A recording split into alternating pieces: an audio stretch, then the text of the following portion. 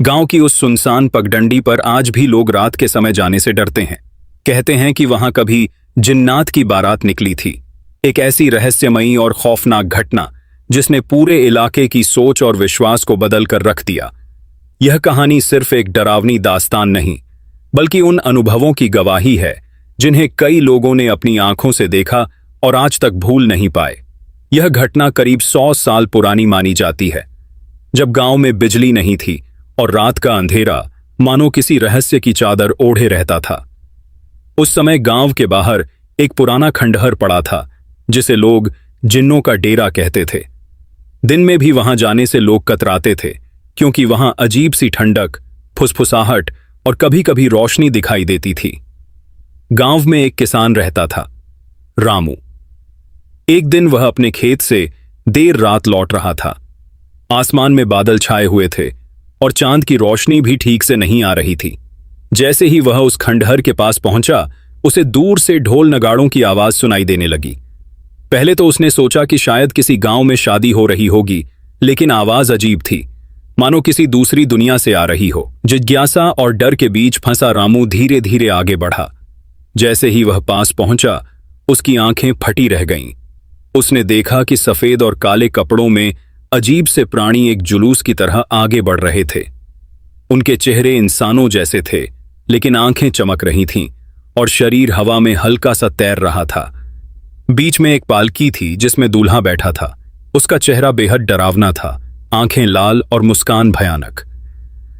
रामू का दिल जोर जोर से धड़कने लगा। वह भागना चाहता था, लेकिन उसके पैर जैसे जमीन से चिपक गए थे। तभी अचानक एक जिन्न ने उसकी ओर देखा और मुस्कुराया। उस मुस्कान में ऐसी सर्दी थी कि रामू का खून जम गया। अगले ही पल पूरा जुलूस उसकी ओर बढ़ने लगा। रामू किसी तरह खुद को संभालकर भागा और गांव पहुंचकर सबको यह बात बताई। शुरू में लोगों ने उसकी बात को मजाक समझा, लेकिन अगले ही दिन गांव के कुछ और लोगों ने भी वही आवाजें सुनी। कुछ लोगों ने तो दूर से उस बारात की झलक भी देखी। धीरे धीरे यह बात पूरे इलाके में फैल गई कि उस खंडहर में जिन्नात की बारात निकलती है। गांव के बुजुर्गों ने बताया कि बहुत समय पहले वहां एक शाही परिवार रहता था, जिनकी एक बेटी की शादी तय हुई थी। लेकिन शादी से पहले ही एक रहस्यमयी घटना में पूरे परिवार की मौत हो गई। तब से कहा जाता है कि उनकी आत्माएं और जिन्नात हर साल उसी दिन बारात निकालते हैं, जो अधूरी रह गई थी। कुछ साहसी युवाओं ने इस रहस्य को जानने की कोशिश की। एक बार 4 लड़के रात में वहां गए, लेकिन सुबह सिर्फ 3 ही लौटे। चौथा लड़का कभी वापस नहीं आया। जो 3 लौटे, वे इतने डरे हुए थे कि उन्होंने कभी उस रात के बारे में खुलकर बात नहीं की। बस इतना कहते थे कि हमने देखा, वो इंसान नहीं था। समय बीतता गया, लेकिन उस खंडहर का डर कभी कम नहीं हुआ। आज भी गांव के लोग मानते हैं कि अमावस्या की रात वहां से अजीब आवाजें आती हैं। ढोल की थाप, घुंघरुओं की झंकार और कभी कभी हंसी की डरावनी गूंज। कुछ लोग इसे अंधविश्वास मानते हैं, तो कुछ इसे सच्चाई। लेकिन जो लोग उस जगह के करीब गए हैं, वे कभी इस कहानी को झूठ नहीं कहते। उनके अनुसार उस रात का अनुभव इतना वास्तविक और डरावना था कि उसे नकारना असंभव है। आज भी जब कोई उस रास्ते से गुजरता है, तो बुजुर्ग उसे सावधान करते हैं। अगर रात में ढोल की आवाज सुनाई दे, तो पीछे मत मुड़ना, क्योंकि वो इंसानों की बारात नहीं होती। यह कहानी हमें सिर्फ डराने के लिए नहीं, बल्कि यह याद दिलाने के लिए भी है कि दुनिया में कुछ रहस्य ऐसे होते हैं जिन्हें समझ पाना हमारे बस की बात नहीं। शायद कुछ शक्तियां ऐसी भी हैं जो हमारे आसपास ही मौजूद हैं, लेकिन हम उन्हें देख नहीं पाते। और शायद जिन्नात की बारात भी उन्हीं अनदेखी ताकतों का एक हिस्सा है। रामू की कहानी यहीं खत्म नहीं हुई थी। उस रात के बाद उसकी जिंदगी पूरी तरह बदल गई।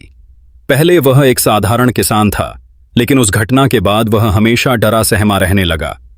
उसकी आंखों में एक अजीब सा खौफ बस गया था, जैसे उसने कोई ऐसा राज देख लिया हो जिसे इंसानी दिमाग समझ ही नहीं सकता। कुछ दिनों बाद गांव में एक और अजीब घटना हुई। एक बुजुर्ग महिला, जो अक्सर देर रात तक जागती थीं, उन्होंने दावा किया कि उन्होंने अपने घर की छत से वही बारात देखी है। उन्होंने बताया कि बारात में शामिल जिन्नात इंसानों की तरह ही नाच गा रहे थे, लेकिन उनकी हर हरकत में कुछ अस्वाभाविक था।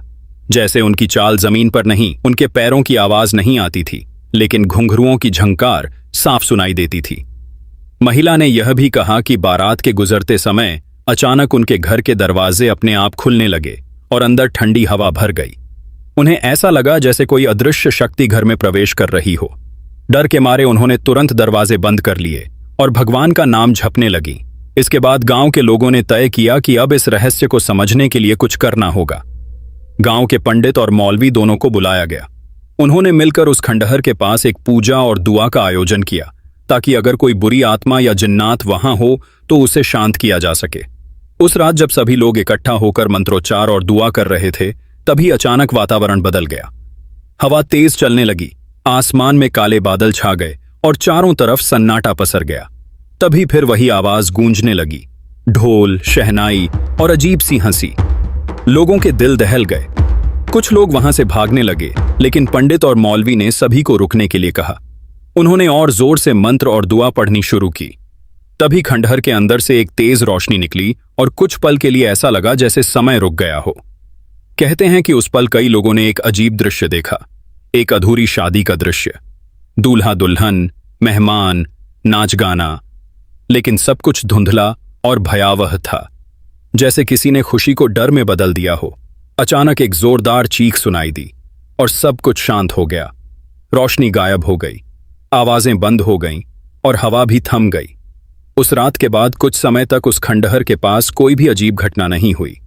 गांव के लोग सोचने लगे कि शायद अब सब खत्म हो गया है, लेकिन यह शांति ज्यादा दिनों तक नहीं रही। कुछ महीनों बाद अमावस्या की एक रात फिर वही आवाजें सुनाई देने लगीं। इस बार आवाजें पहले से भी ज्यादा तेज और डरावनी थीं। ऐसा लग रहा था जैसे जिन्नात नाराज हो गए हों कि उनके रहस्य को जानने की कोशिश की गई। इस बार एक और घटना हुई। गांव का एक युवक जिसका नाम श्याम था, वह अपने दोस्तों के साथ उस खंडहर के पास गया। उसने हिम्मत दिखाने की कोशिश की और बारात को करीब से देखने लगा। जैसे ही वह थोड़ा और पास गया, उसे लगा कि कोई उसे बुला रहा है। एक मधुर लेकिन अजीब आवाज उसके कानों में गूंज रही थी, आओ, हमारे साथ आओ। श्याम उस आवाज के पीछे पीछे चलने लगा जैसे किसी ने उसे सम्मोहित कर लिया हो। उसके दोस्त उसे रोकते रह गए, लेकिन वह नहीं रुका। वह धीरे धीरे उस बारात के बीच पहुंच गया। अगले ही पल बारात के सभी जिन्नात उसकी ओर मुड़े। उनकी आंखें चमकने लगीं और उनके चेहरे विकृत हो गए। श्याम की चीख गूंज उठी और फिर वह अचानक गायब हो गया। उसके दोस्त डर के मारे भाग गए और गांव जाकर सबको बताया। अगले दिन पूरे गांव ने उसे ढूंढा, लेकिन उसका कोई पता नहीं चला, न शरीर न कोई निशान। उस घटना के बाद गांव में एक नियम बन गया, सूरज ढलने के बाद कोई भी उस रास्ते पर नहीं जाएगा। आज भी जब अमावस्या की रात आती है तो गांव के लोग अपने दरवाजे बंद कर लेते हैं, दीपक बुझा देते हैं और चुपचाप अपने घरों में बैठ जाते हैं। कहते हैं कि अगर उस रात कोई बाहर निकल जाए और गलती से भी उस बारात को देख ले तो या तो वह पागल हो जाता है या फिर कभी वापस नहीं आता। कुछ लोग मानते हैं कि यह सिर्फ एक श्राप है जो उस अधूरी शादी के कारण आज तक जारी है। तो कुछ का कहना है कि यह जिन्नात की दुनिया का एक ऐसा नियम है जिसमें इंसानों का दखल बर्दाश्त नहीं किया जाता।